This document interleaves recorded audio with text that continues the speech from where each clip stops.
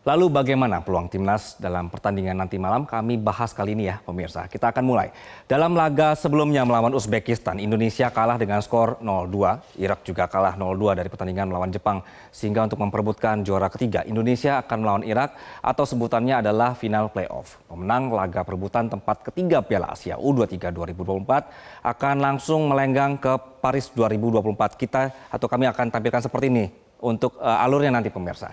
Tapi tim yang kalah dalam laga perebutan tempat ketiga ini nantinya masih bisa adu peruntungan lewat laga playoff versus wakil Afrika Guinea.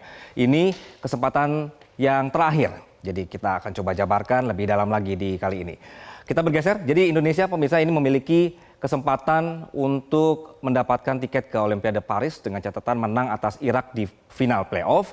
Kalau menang, Indonesia akan masuk ke grup B dan bertemu Argentina, Maroko, dan juga Ukraina. Posisinya di grup B itu pemirsa. Nah, kalau kalah dari Irak, Indonesia ini masih punya kesempatan, tapi kesempatan terakhir, yaitu menuju Paris di playoff interkontinental melawan wakil Afrika Guinea. Dari sini nanti masuk grupnya adalah justru grupnya A, bersama tuan rumah Prancis, kemudian Amerika Serikat, dan Selandia Baru. Jadi menurut Anda, kalau melihat grup-grup ini, Indonesia akan lebih diuntungkan masuk grup mana? Tapi yang pasti, kesempatan pertandingan Indonesia versus Irak ini akan menjadi pertandingan yang menarik dari segi ranking misalnya. Kedua punya gap jarak yang sebenarnya itu lumayan. Kita akan lihat rankingnya. Jadi pada laman resmi FIFA, timnas Irak ini menempati urutan ke-58 di ranking FIFA dunia dengan torehan 1420,47 poin. Indonesia kita lihat ini meskipun sudah banyak perbaikan, peningkatan, kita bangga gitu melihat peningkatannya ya. Saat ini masih berada di urutan ke-134 dengan torehan 1102,7 poin. Meskipun sebenarnya pertandingan di ajang ini tidak akan mengubah peringkat di ranking FIFA, tapi tetap sangat menarik untuk melihat peta kekuatan lawan timnas dari segi ranking. Kali ini saya ajak Anda deh untuk melihat formasi tim-tim yang bertanding. Kita akan melihat kekuatan Indonesia dulu. Ini adalah formasi yang terakhir pemirsa, dilihat dari pertandingan terakhir, apakah Indonesia nantinya akan setia pada formasi 3-4-3 untuk melumpuhkan Irak. Apalagi Sintayong ini akan atau juga sudah kehilangan Rizky Ridho yang selalu jadi penyimbang trio back tengah bareng Muhammad Ferrari, kemudian ada Justin Hubner. Ada pandangan bahwa salah satu kekurangan dari formasi ini adalah terciptanya ruang besar di lebar lapangan, rentan terekspos ketika menghadapi tim yang menaruh 5 gelandang dalam formasi 4-2-3-1 atau formasi variasi lainnya.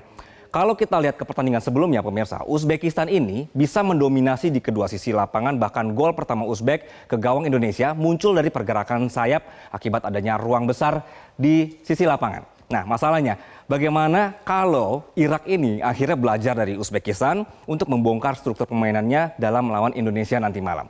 Sekarang kita lihat dari perspektif Irak ya, kita akan bergeser.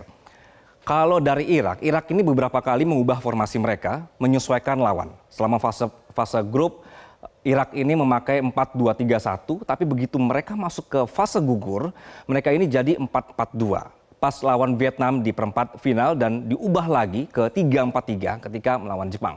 Kalau Irak membaca Indonesia dari pertandingan melawan Uzbekistan kemarin, Irak bisa saja pakai pola 4-2-3-1 yang dianggap sukses membendung pergerakan timnas. Pola ini membuat pemain lebih leluasa bergerak dalam lebar lapangan, kemudian juga lini tengah stabil dan bisa bermanuver dalam pertahanan lawan. Yang akan diantisipasi sebenarnya adalah pemain Irak namanya Ali Jassim yang menempati sektor kiri, karena Irak ini disebut-sebut jago bermanuver dari sayap.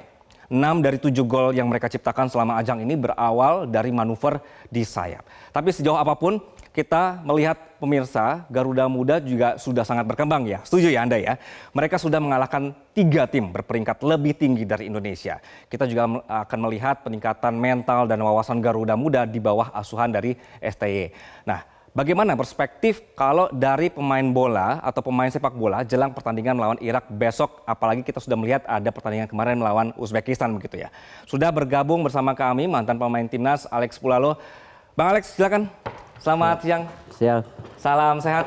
Sehat. Salam sehat ya. Oke, nanti kita akan bahas ya Bang ya berkenaan dengan pertandingan atau jelang pertandingan malam nanti, dan pemirsa tetaplah bersama kami dalam Metro Siang.